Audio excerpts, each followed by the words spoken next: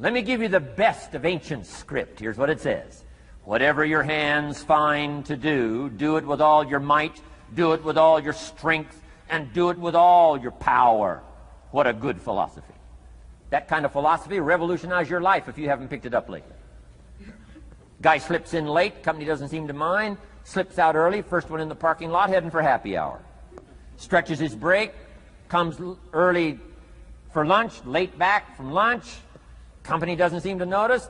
Guy says, best as I can calculate, I'm putting in about a half a day's work and I'm collecting a full day's pay. And the guy says, I got it made. Little does he know the seeds of his own disaster are already being sown by the weakness of his own personal philosophy. It's not the economy that's going to determine your next 6 years. It's your philosophy about labor and about activity and about miracle and soil and seed and sunshine and rain and the economy and the banks and the money and the companies and the schools and what's going on. It's your philosophy and your attitude and then your ability to take action. All of that we call the process of life change, miracle working. Number one, do what you can. Number two, do the best you can.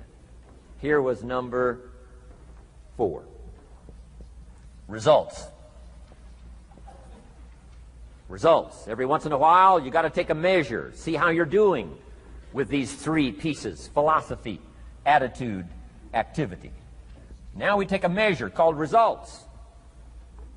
What is the results at the end of the day, the results at the end of the week? You can't let too much time go by without checking. When time goes by, 6 years I'd been out there working when I met my teacher, Mr. Schoaf. Schoaf said, well, Mr. Rohn, let's just go through a little summary here. He said, in the last 6 years, how much money have you saved and invested? Let's go through a little tab list here. How much money have you saved and invested the last 6 years? I said, what? 0. He said, you have messed up. You remember these notes. I like that. You've messed up. He said, who sold you on that plan? I thought, my gosh, the man's right. I'm a nice guy. I bought the wrong plan. What if you were 50 and broke?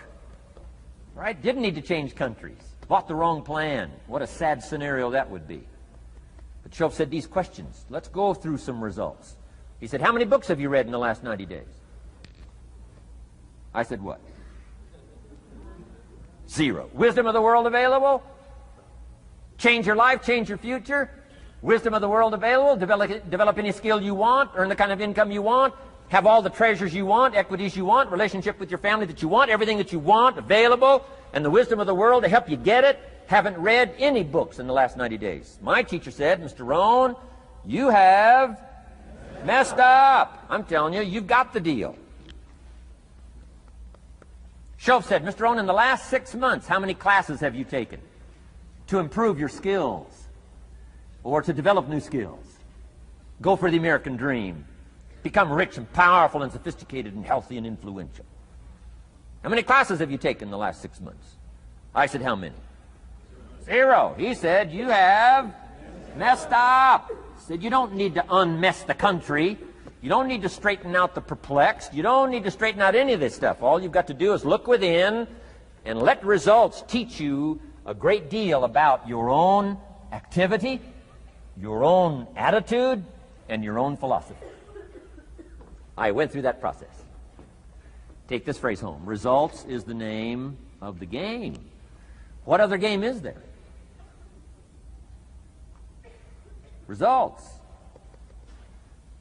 Here's all life asks us to do. Make measurable progress in reasonable time. Just take home that little phrase. Good phrase. We're asked in life simply to make measurable progress in reasonable time. We demand it of our children. How many years do you want your child to spend in 4th grade? Approximately. About 1. If it looks like they're not going to make it, we pour on the pressure, called legitimate pressure, lack of results. Peer pressure, family pressure, school pressure, community pressure. Every other kind of pressure we can bring to bear. What? You can't stay more than 1 year in 4th grade. As parents, you'd have to leave the community. You say, well, what if they're nice kids? Wouldn't you give them 3 or 4 years? And the answer is no. You got to make better progress than that. So you got to check fairly often. Some things you got to check every day. Some things you got to check at least by the end of the week. Salesman joins this little sales company. He's supposed to make 10 calls first week. Wouldn't it be legitimate to call him in on Friday and say, John, what? How many calls? I mean, this stuff is simple. John says, well. Say, John, well won't fit in this little box here. Well. Now John starts with a story. You say, John, I made this little box so small so a story won't fit. I don't need a story. I need what? A number. A number. What will a number tell me? Everything. John's supposed to make 10 calls. What if he made 20? You say, wow. Wow. We got somebody. What if he only made 1 call? Whoa.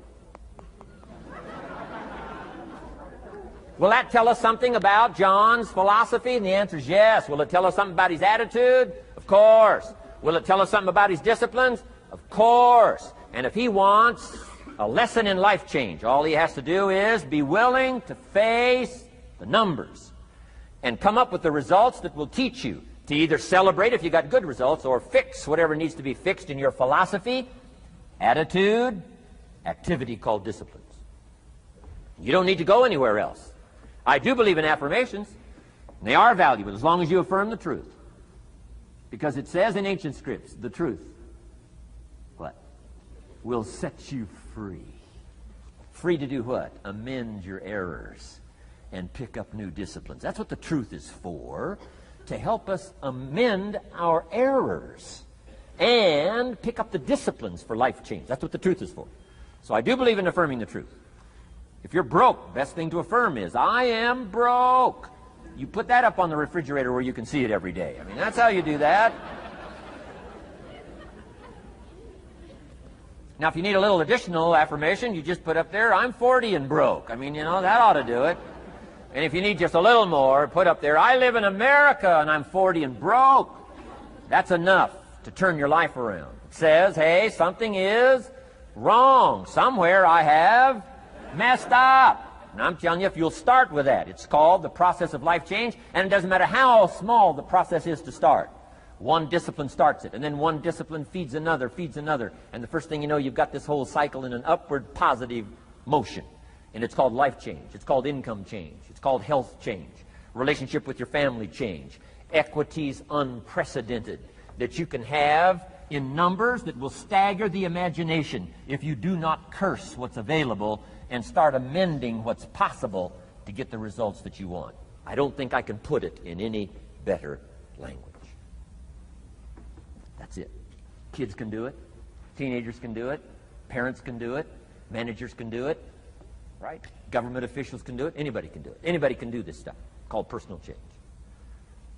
Wow. Results is the name of the game. Success is a numbers game. Good note to make. Success is a numbers game. You got to go for the numbers. You got to understand what the numbers are. How many pounds overweight should you be at age 50? Approximately.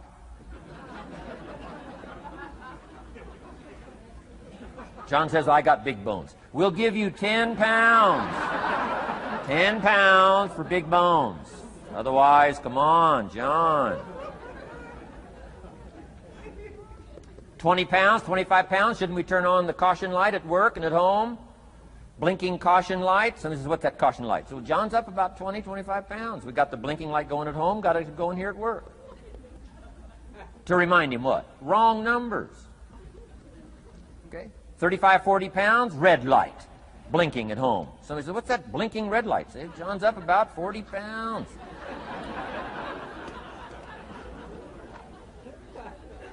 50 pounds, we got the siren.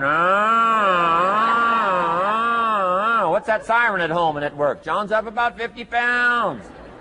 Cholesterol, almost out of control. Come on. Success is a numbers game. I'm asking you to be mature enough to start checking your own numbers. How many books have you read in the last 90 days? Transform your life.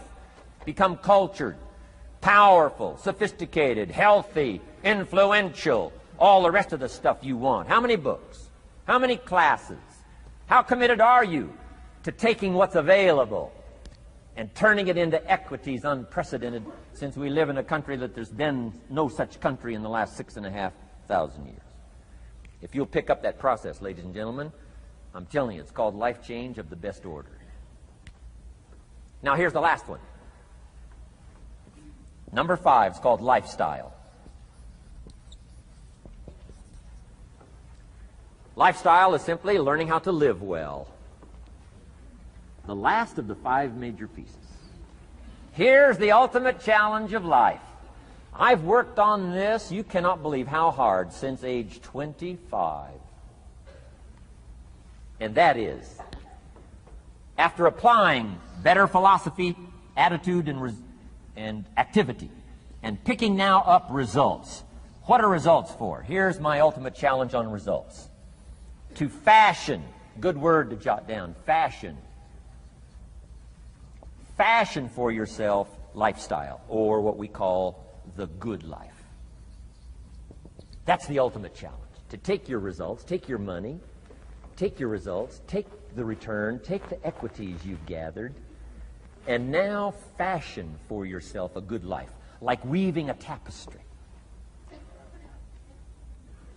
And Mr. Schoaf gave me all kinds of examples on lifestyle.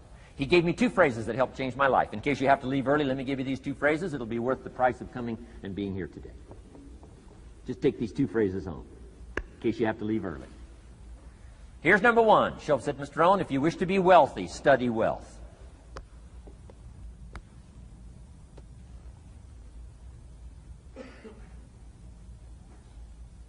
When he said that, I said, my gosh, I don't know anybody that studies wealth. Where am I going to learn it? He said, never mind, Mr. Rohn, now that you've met me, if you'll be with me for a while, he said, and if you'll commit yourself, he said, I will teach you. And he taught me. He taught me the books. He taught me the stuff. Changed my life. By the time I was 31, I was a millionaire. The man taught me well. If you wish to be wealthy, study wealth. If you were to show me your present economic plan, in a personal conversation between you and me, you say, Mr. Rohn, let me disclose for you my current economic financial plan for the future. Would I get so excited, I'd say, hey, I'm going to go across the country and lecture on your plan.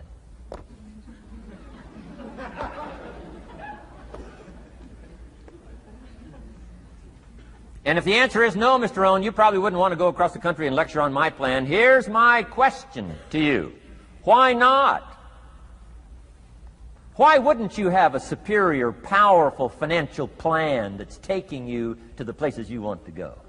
I'm asking you, if you find yourself caught like I was at age 25, make the personal commitment today and say, I'm going to study and I'm going to change, and 5 years from now, nobody's going to be able to say, how come you don't have a superior plan living in a superior country with superior opportunity?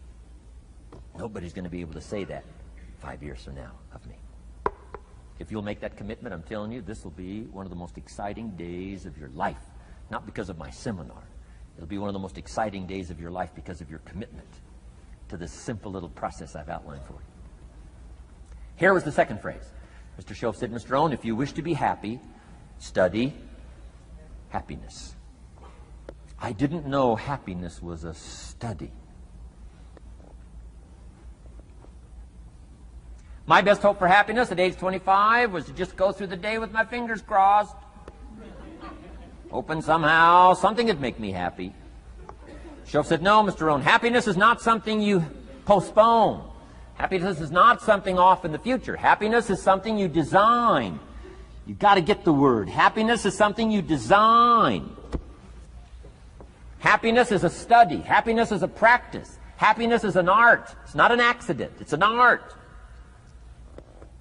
And anybody that wants to can study, practice the art, happy living. Happiness is like culture. Money doesn't make you cultured. But culture is within the grasp of all of us. How much is a book on sophistication in the marketplace? $4,000? No, $40. I'm telling you, in America, everything's available. Everything's within reach. All you have to be is committed to it and make it a study. Culture is a study. Sophistication is a study.